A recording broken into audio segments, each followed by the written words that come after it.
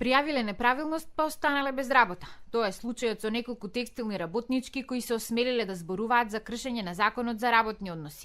Поради тоа не им веруваат на институциите. Повеќе доверби имаат во невладините организации, па таму ги пријавуваат сите злоупотреби. Значи, работниците кои ќе пријават посебно кривично дело, да бидат заштитени, да го изнајдеме тој механизам, како тие ќе бидат заштитени, дали тоа после пријавите пак има некаква реперкусија по нивната работа, па да не можат утре да најдат работа и слично, пошто тоа веќе го има.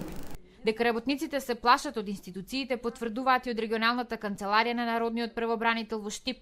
Оттаму велат дека иако не се надлежни, сите представки кои ги поднесуваат работниците до нив ги препраќаат до трудовиот инспекторат. Кај е еден апел до сите тие кои што се вработени во приватни правни лица, во конфекции, во кондураџиски работилници, дека можат во секое време да поднесат представка до Народниот правобранител. Ние сме тие кои што ќе постапиме и ќе бараме од инспекторатот за труд да изврши одреден инспекцијски надзор за да ја утврди фактичката состојба и да види дали има навистина повреда на право или не.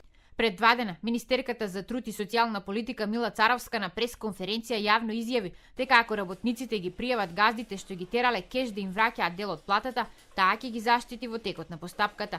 Сепак, Сдруженијето Гласен текстилец вела дека треба да почне да функционира на терен така наречениот закон за свиркачи, со што работниците би се почувствувале посигурни да ги пријавуваат газдите. Одговорноста, доколку биде издадено името на работникот или на тој што пријавува неправилност, биде заштитен и надлежните институции ќе си ја сносат казната доколку го кажат нејзиното име.